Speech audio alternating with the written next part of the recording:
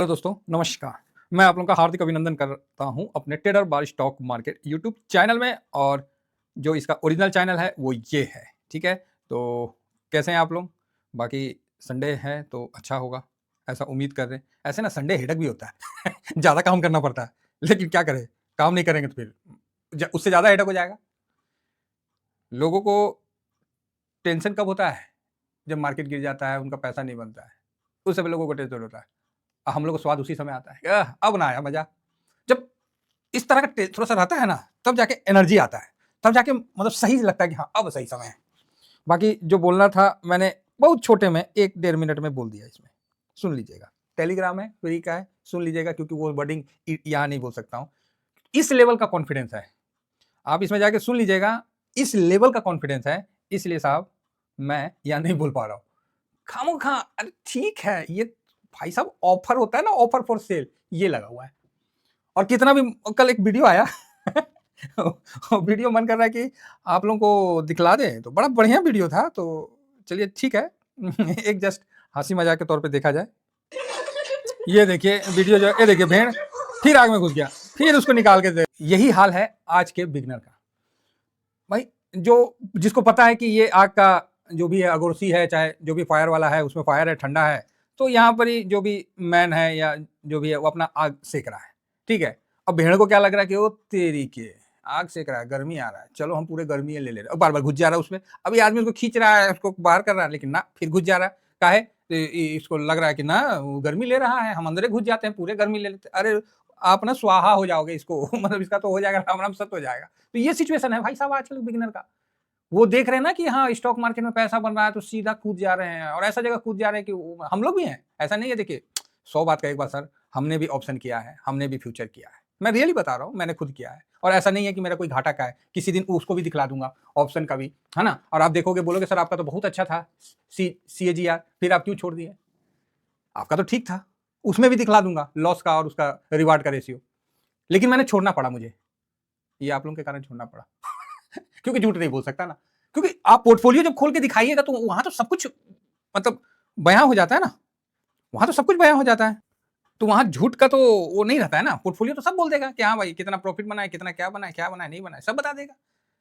तो वही चीज है, तो इसीलिए मैंने छोड़ दिया। तो आज के टाइम में जो बिगनर आ रहे हैं, उनको लगता है कि ETF है, कहीं भी घुस जाओ, कहीं भी साहब कूद जाओ, और मतलब इस टाइप का उनको लगता है कि क्या है, ETF ही तो है, क्या करना क्या है इसको, सिंपल तो है, हैं बाइंग कर लेना है और पैसा बन जाएगा, आज नकल बन जाएगा, है ना तो भाई कंट्रोल क्या है ना भेड़ की तरह मत करो कि एकदम जो साइड में बैठ के आग सेक रहे हैं ना, वो सोचो वो 90% आग जल रहा है, लेकिन उसमें से मुश्किल से 10% ही वो कवर कर पा रहे हैं, क्योंकि 3 साइड तो दीवार है, एक साइड ही तो आग का असर आ रहा है ना।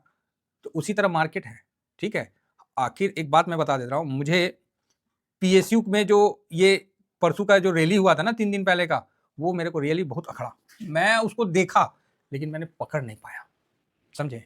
मैं उसको कवर नहीं कर पाया। वो चीज मेरे को है, मेरा ऐसा नहीं है, कुछ भी ETF में होता है तो गिल्ट मेरे को फील होता है कि यार मैंने उसको देखा था, समझा था, और उस दिन लिख के भी दिया कि PSU अच्छा है, लेकिन मैंने उस पर शॉर्ट स्विंग नहीं कर पाया था, और उसके अगला दिन ही भाग लिया।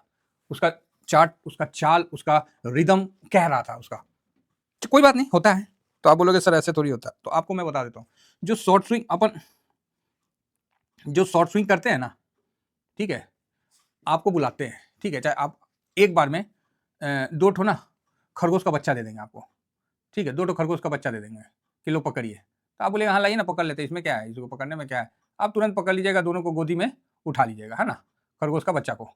और उसके बाद क्या है कि उसको दोनों को छोड़ देंगे। अब हम बोलेंगे कि दोनों को नजर रखिए, पॉसिबल है? तो आप बोलिएगा ना ना ना ना, नजर तो नहीं रख पाएंगे साहब। वही बात है, वही बात है साहब। और पैसा लगा के आपको बोलेंगे कि अब आप नजर रखिए, तब आप खेलिएगा मेरे से? तो आप बोलिएगा ना ना नहीं खेलेंगे सर, हम तो हार जाएंगे। यही मार्केट है।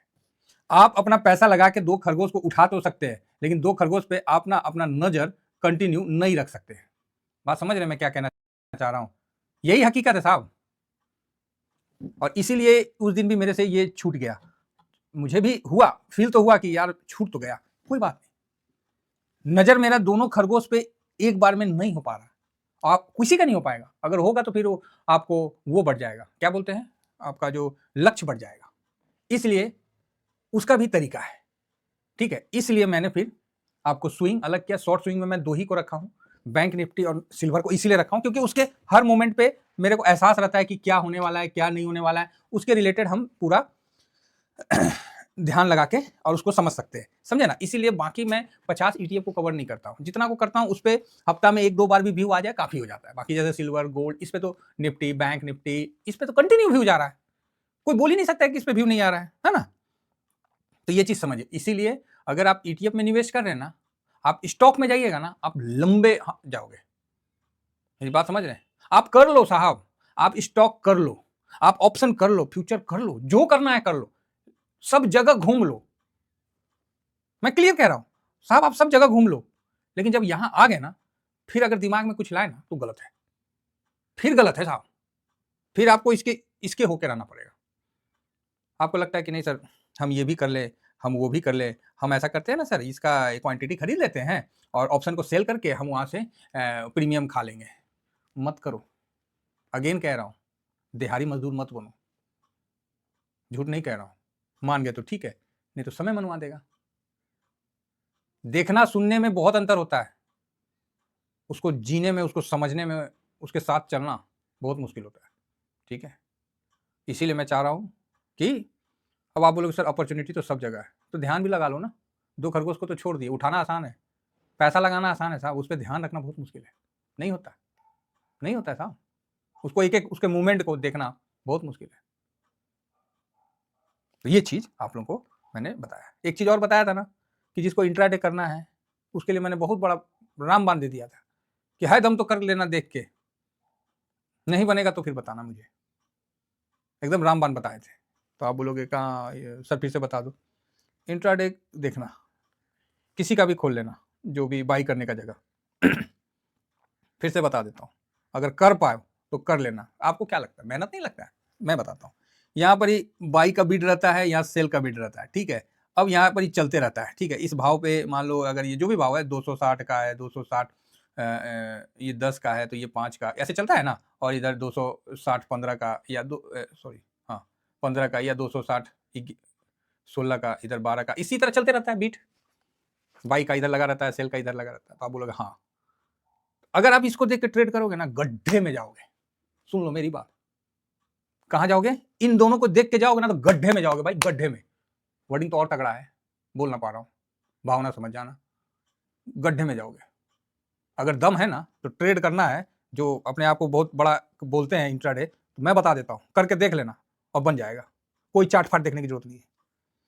यहां भी नजर रखना, यहां भी नजर रखना, और यहां नीचे एक एवरेज प्राइस होता है ना, उसके नीचे होता है ना लास्ट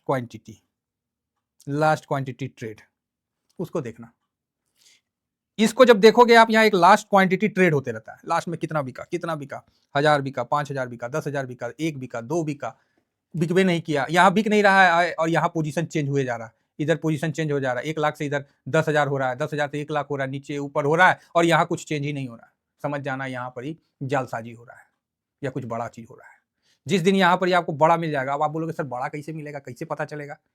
तो भैया थोड़ा सा वेट करके देखो, 15-20 दिन मेहनत करो, आंख का पावर बढ़ाओ, तब पता चल जाएगा कि नॉर्मल वॉल्यूम क्या होता है। और उस समय जब वॉल्यूम अचानक से बढ़ता है ना, अचानक से, और इसी के बाद तुरंत इधर देखना है कि बाई साइड में पोजीशन कम हुआ कि सेल साइड में, माइक्रो सेकंड का फर्क रहता है साहब। पैसा तो बनता है, देख सकते हो तो देख लो। माइक्रो सेकंड, बहुत कुछ बता रहा हूं, बहुत बड़ी बात बता रहा हूं,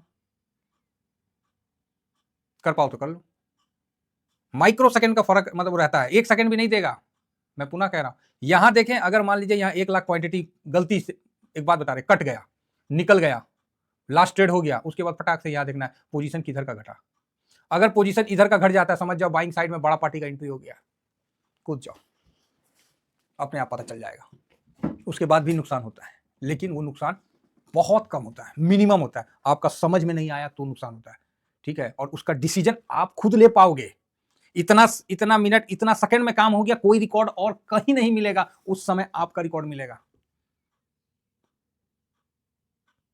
अच्छे अच्छे ट्रेडर को देखा हो, घोड़ा का ना साइड में ना ऐसे लगा रहता है, तो ट्रेडर का भी ना जब ध्यान होता है ना, तो फुल उसी पे होता है, 3 चीज पे होता है, यहां लास्ट पे, यहां। अब आप बताओ, एक जगह में तो हम 3 जगह देख नहीं पाते, और 3 को हम कैसे एनालिसिस कर लेंगे?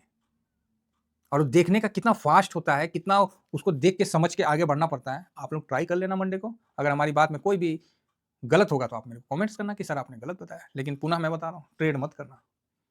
15 दिन कम से कम करके किसी एक पे आपको उस पे उसका वॉल्यूम का एक अंदाज बना लो, ठीक है। अब आप बोलेंगे सर बता दो, तो हम बोलेंगे हाँ आओ ले जाओ, हमारे बैंक बैलेंस से ले जाओ।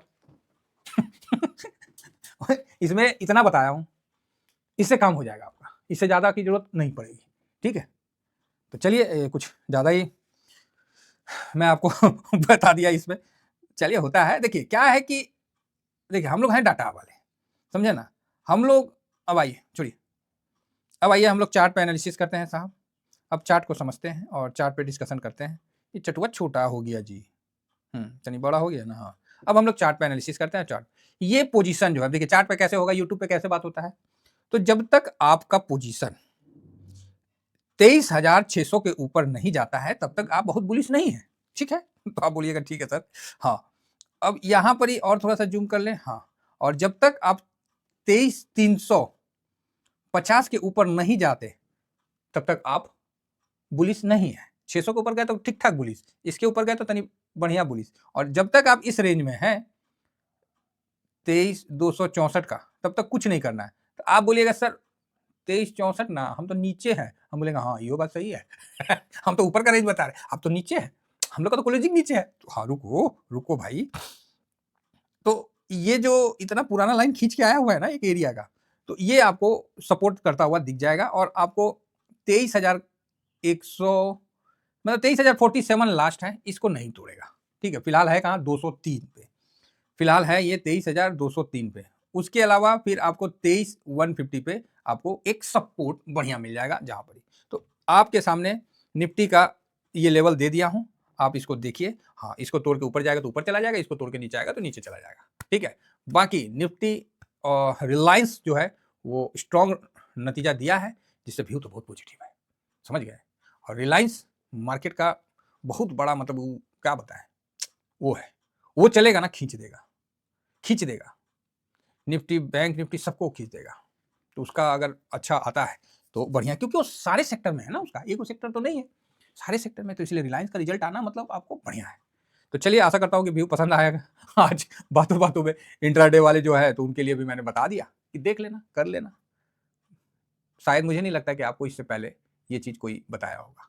एजुकेशन पर्पज से है, गलती से भी ट्रेड मत करना। मैं पुनः कह रहा हूँ, एजुकेशन के लिए दिखाया हूँ, एजुकेशन तक रखना है, बाकी आप समझदार हैं। Thank you very much. जय हिंद, जय भारत।